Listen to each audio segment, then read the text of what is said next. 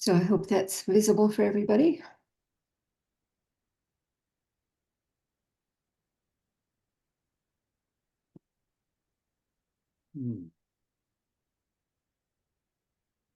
Oh, I'll read this paragraph. It's short.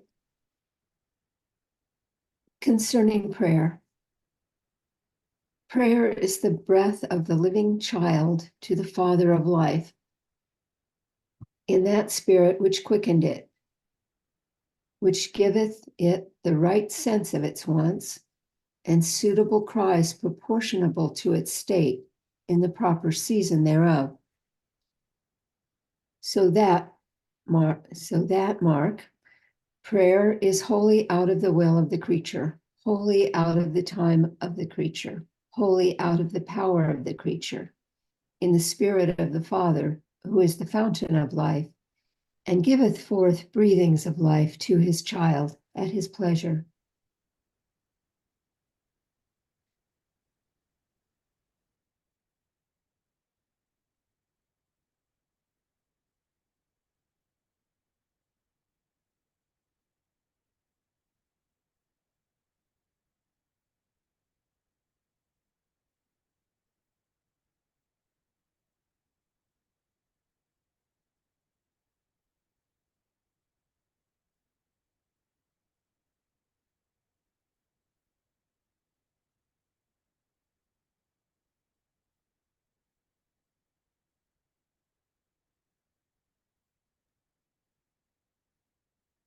Of course, Paul wrote about this kind of prayer to some extent, but it is so far away from what we ordinarily think of as prayer, be we Protestants, Christians, or Jews, I think, that it's almost an entirely different practice of prayer than we see ordinarily.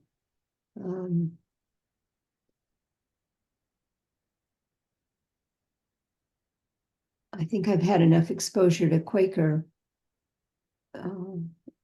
practice that this comes somewhat more naturally to me now. But there are many habits of prayer that are not in this manner. And I can't even really say what my experience of this kind of prayer has been. I mean, I've known it, but it just feels a lot like waiting worship, I guess. I'm interested in what others have experienced with this.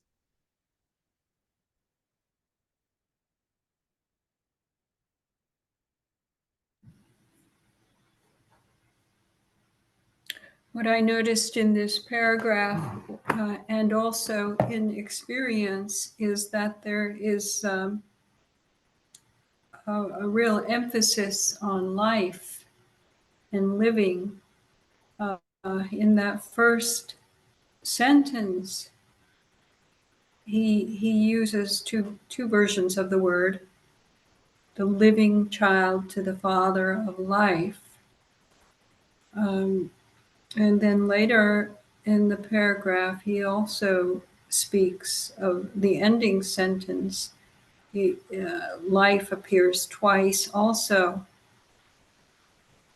In the spirit of the Father, who is the fountain of life, and giveth forth breathings of life to his child at his pleasure. So with the imagery of the Father and the child and the emphasis on life, there is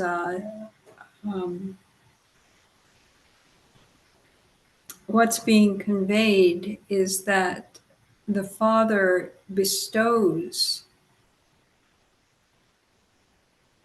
this sense of spiritual life upon us, that we are the receivers of it. And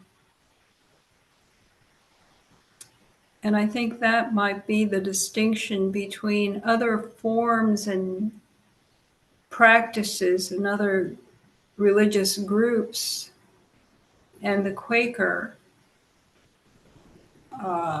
way of prayer. In other groups, there's this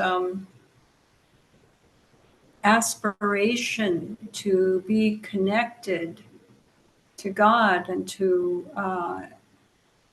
let Him know what we would have of Him.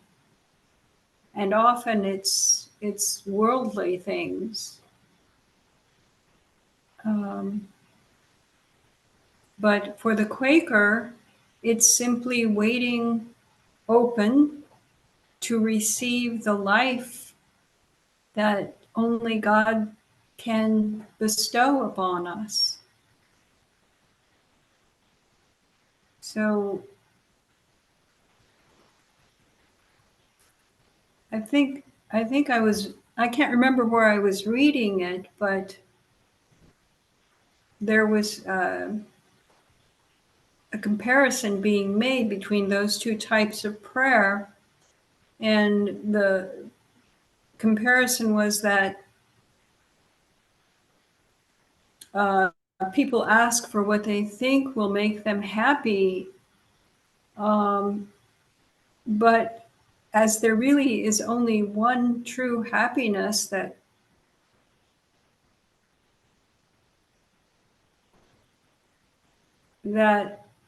we can have,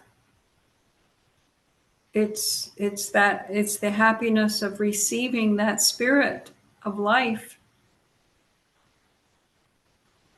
And so prayer is, and in my experience, it's been simply to wait expectantly, hopefully, that life will be given. And once it is given, there's just this sense of peace and joy, and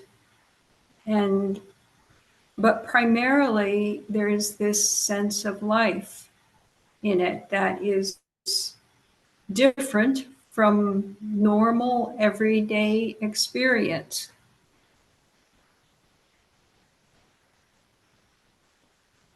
It's an exalted quality of vitality of life.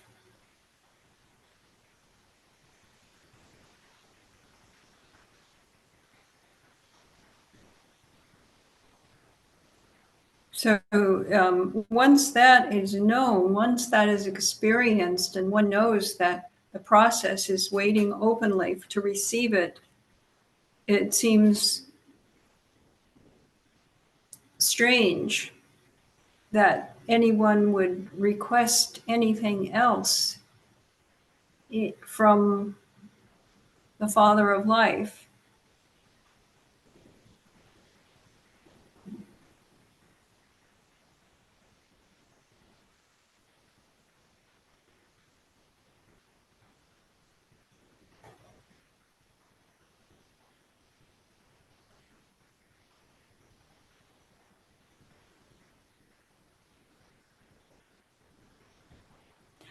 Although, sometimes I do request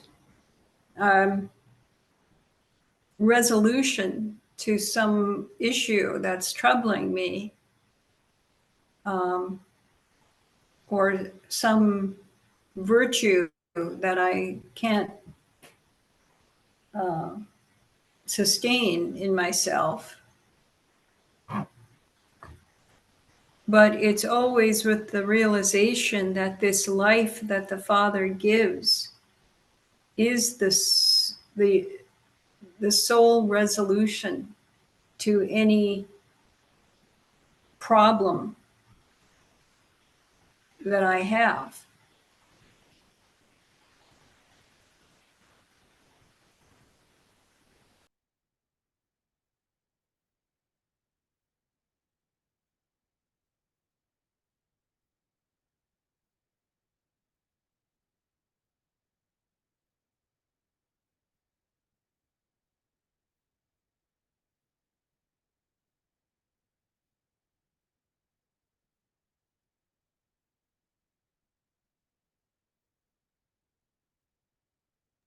I have something I could add, but I'd like to hear from others if you have something.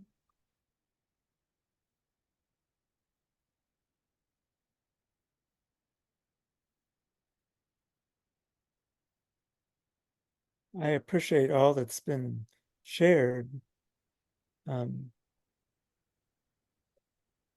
Yeah, uh, not. I reference my Gurneyite background way too much, but I've my time among conservative friends has really helped expand my understanding of prayer from um, the local environment, Quaker environment around here.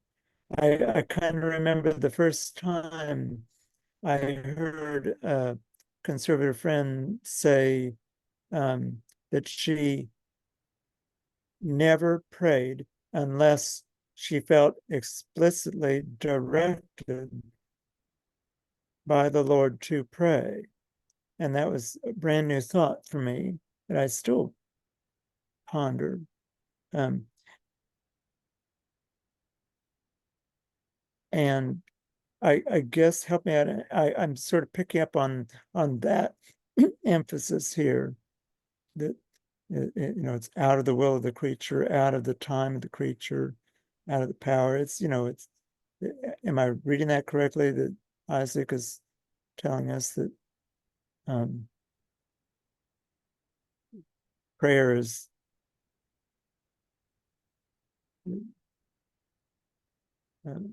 nothing that we catalyze ourselves.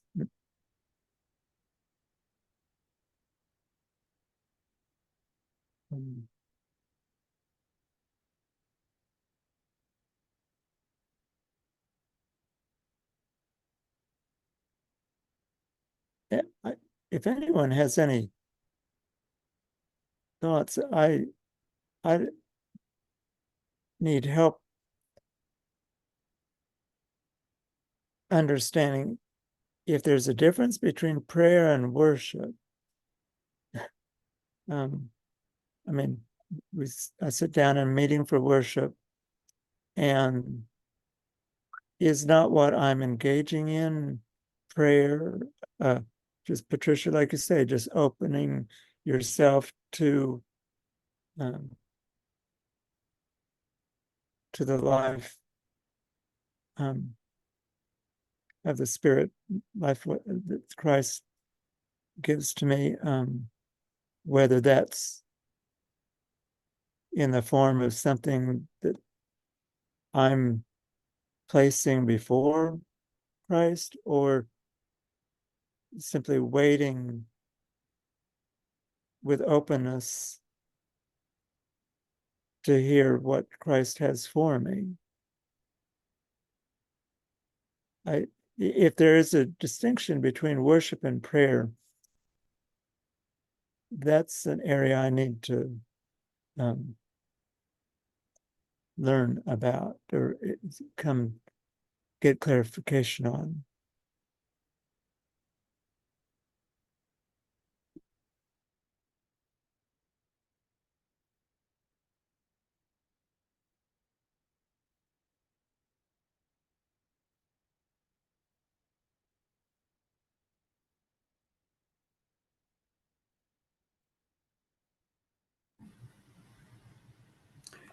Well, it just occurred to me that in the scriptures, I don't recall ever hearing it or seeing it written that Jesus worshiped, but there's often references to him going somewhere to pray. So, and then there's a time when he goes into the synagogue during the service, and one would think that would be worship time. So I'm wondering if maybe the prayer is more of the individual opening himself, what he does inwardly, and the worship might be more relegated to the social context. Where he ministers. Tom, were you saying something? You're muted there. You're muted. Thank you. I'm sorry. Yeah, I started to jump in, but just by social, do you mean corporate? The corporate activity, nature of worship is what makes it worship rather than prayer?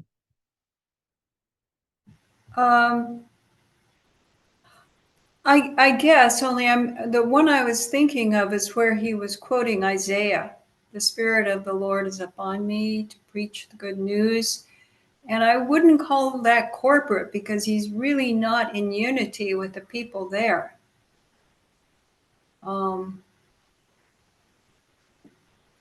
But I would say that it was their worship service that he was in. So, I mean, it's sort of not clear to me. But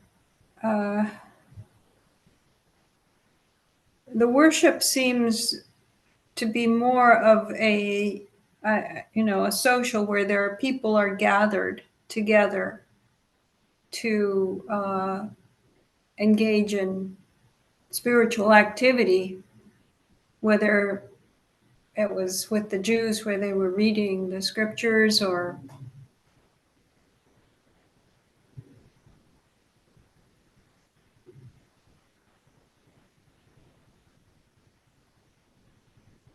but I think that when we gather together, what we do is open ourselves to receive the Spirit, which is the same thing as prayer, as what is done in prayer. And to hear ministry.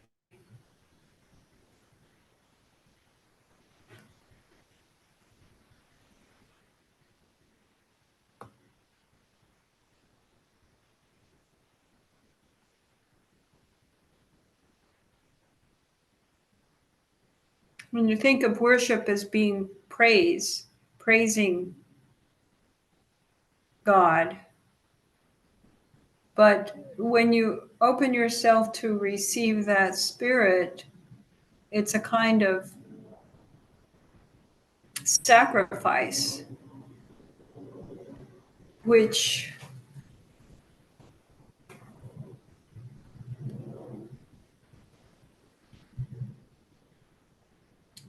is a way of worshiping. To sacrifice your own will and be open to the Father's will is a kind of sacrifice.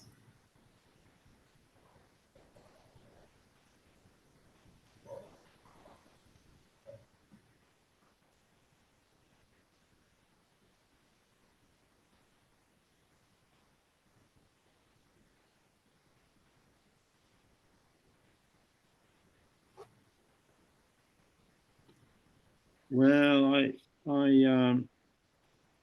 find myself going back partly to look at my own past experience and steps towards this. And I wrote in that little book on the Quaker prayer the words that came out of me, which was how I felt at the time. Prayer for me is an act of total turning of my being toward God, that divine presence, and of surrendering to it.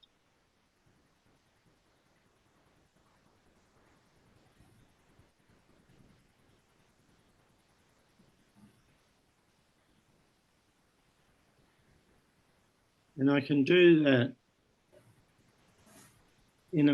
by myself. If I'm sitting quietly at night or during the day. I can do it in a meeting for worship or an opportunity with others. And I can do it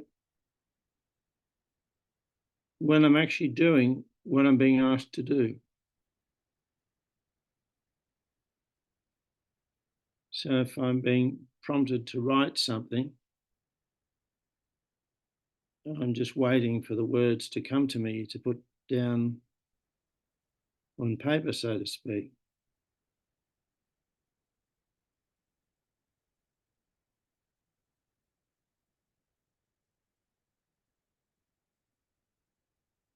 And I'm also recalling the sort of learning I've had from the Buddhists and the training from the Buddhists about how to go inward,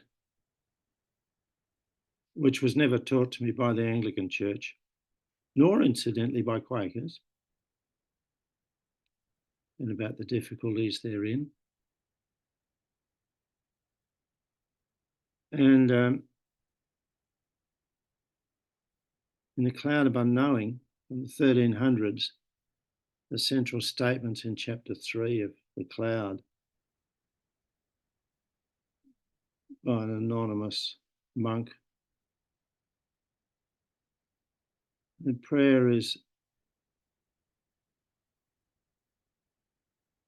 lifting up your heart to God in humble love. That's all you're doing, nothing else. Everything else has disappeared.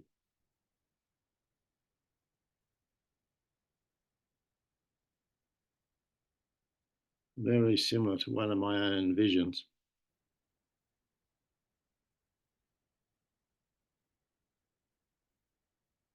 And I understand this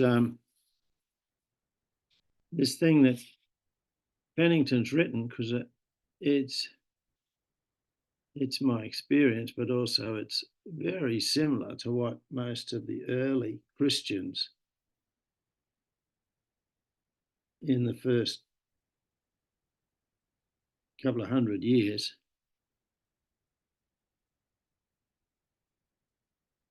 talked about or wrote about.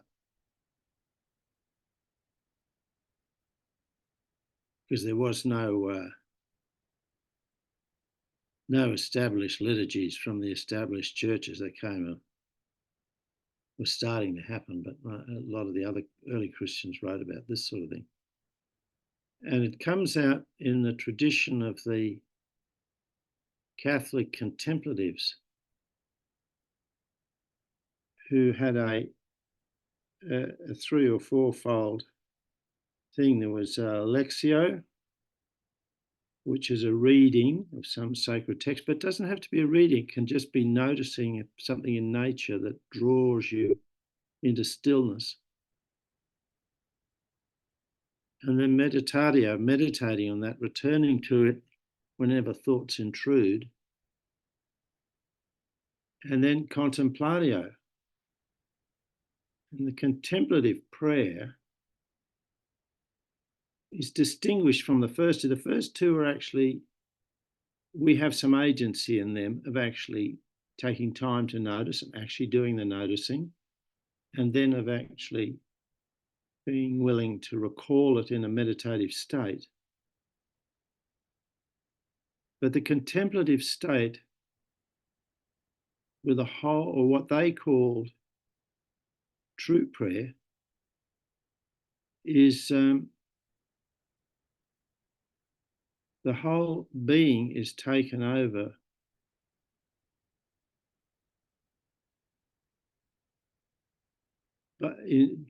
by God. It's a gift, total gift. We don't have any agency in that. Contemplative prayer in its deep meaning like that is a total gift. And my own experience is, I think Patricia mentioned peace and joy. One of the things which I experience in it is rest. Peace and rest.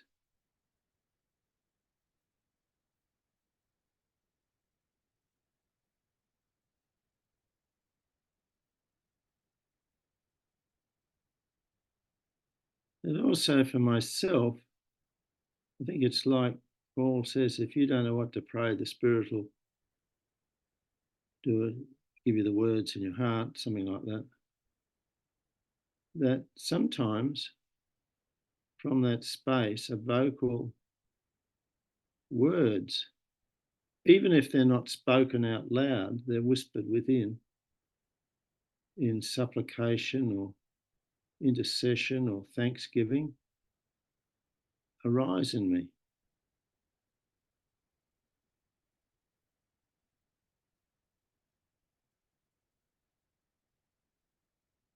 And I noticed that in reading the early Friends stuff, that it was not uncommon when they had given extended ministry for them also to pray. And those prayers are recorded because the whole lot was taken down in shorthand in cases in the 1600s. And I have found myself sometimes being led to kneel in a meeting for worship and offer a vocal prayer, which is just rising out of me, out of that deep contemplative waiting space. Well, of course, by that time, we're not doing the waiting. The waiting's just happens. The Lord just does it for us, really. I mean, to me, that's one of the signs of the presence of Christ, that arrives. Christ just does it, just takes over.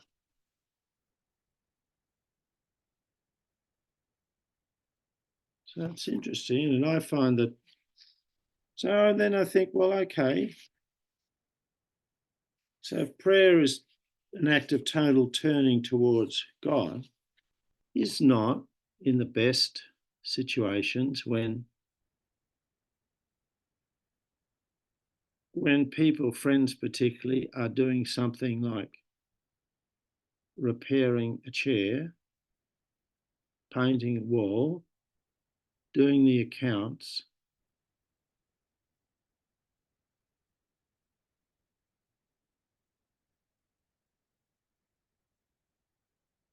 if they're listening carefully and doing it with in the presence of God, is not that work also prayer? I try to do that myself. But this is really the deep contemplative prayer which we hope will come out of meeting for worship or an opportunity or to us in it ourselves.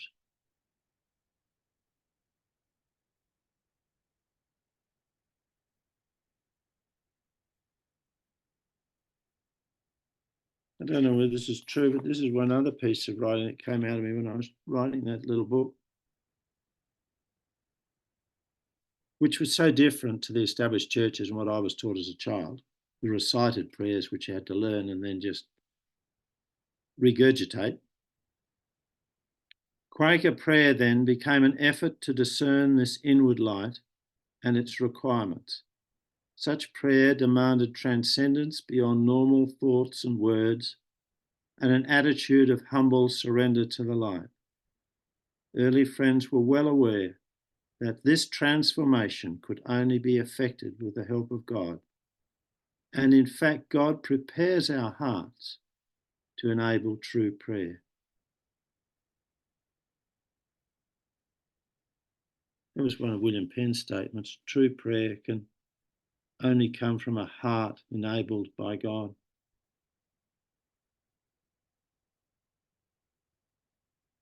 I like to think, and I feel quite relaxed about this, that I don't have to be in deep worship to be in prayer.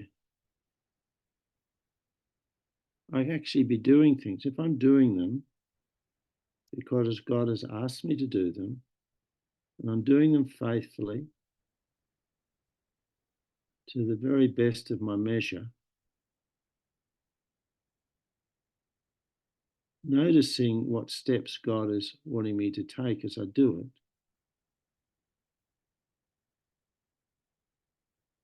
that is part of a life of prayer. But it all comes out of it's underpinned by experiences that Penington is so clearly reminding us of. It's all a gift.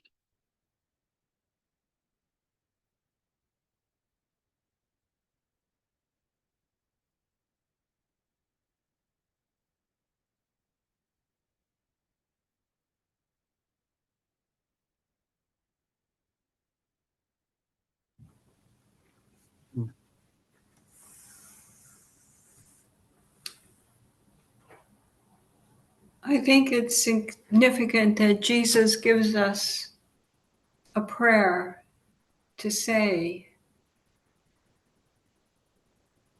in the Lord's Prayer, and how this can be a transition or a fulcrum point for moving into that wordless waiting upon the Lord.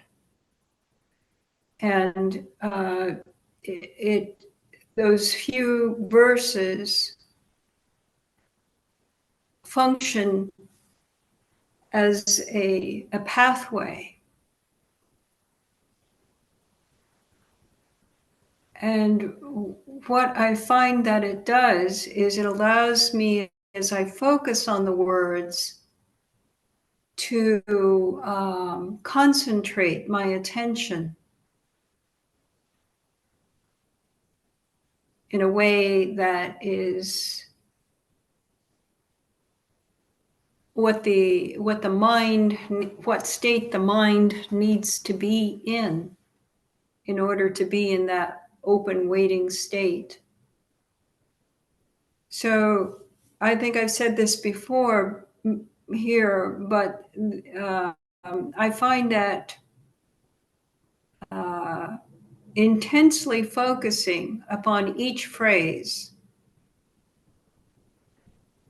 and proceeding through it, when each phrase I feel has been incorporated into my mind, so that my mind is focused and my mind has made meaning of that phrase. I've come into contact with the meaning of it.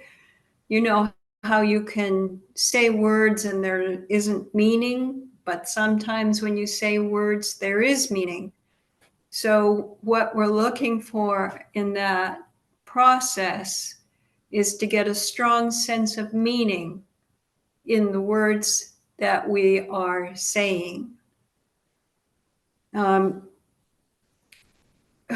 One time my family was visiting a Quaker up in Maine, a Quaker family up in Maine, and there wasn't any meeting nearby.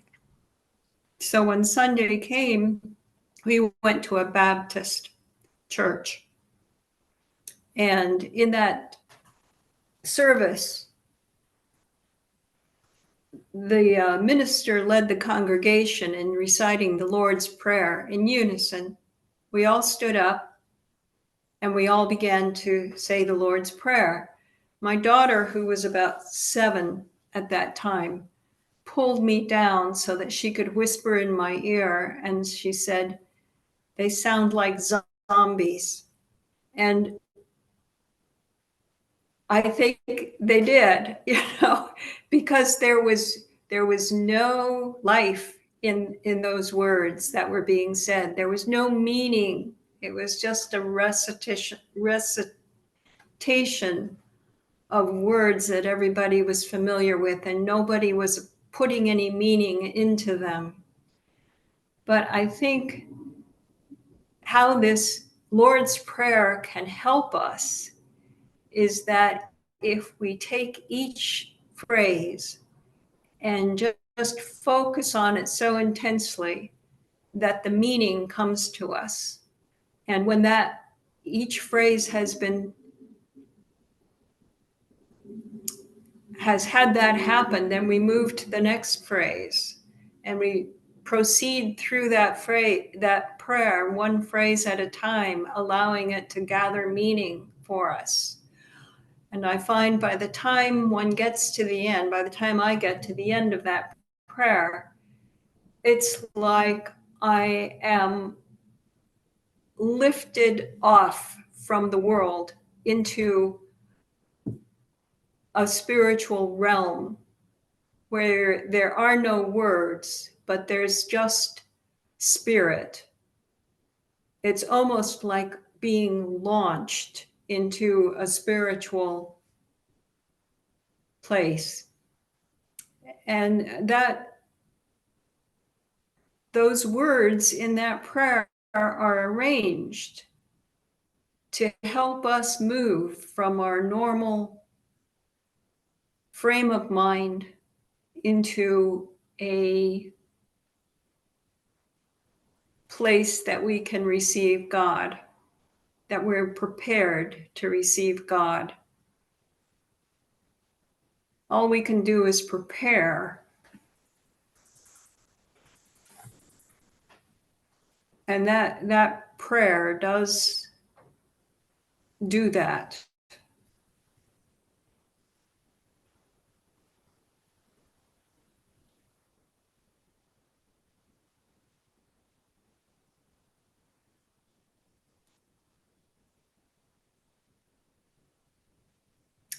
Another part of that process for me is if I lose my concentration in any of those verses, I feel morally obligated to go back to the beginning and start over.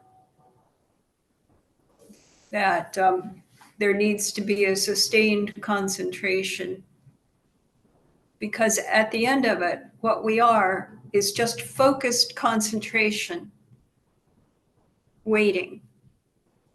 And what works against us is our distractions, our tendency to become distracted. So what we want to do is concentrate and focus. And the difficulty is that we're not focusing on a particular object or a particular thing. We're focused on waiting. So it becomes,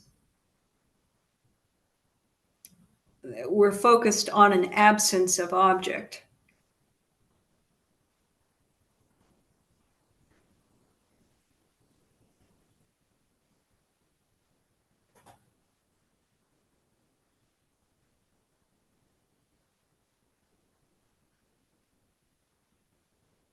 David, you referred to that verse in Romans that occurred to me too when I looked at what the topic was, and you paraphrased it. I'll read it because I had looked it up.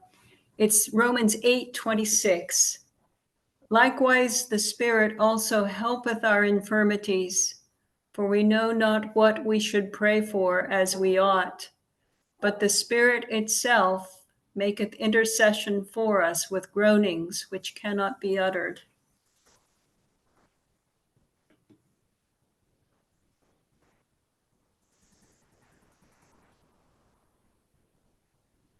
Thank you for finding that and refreshing my appreciation of it.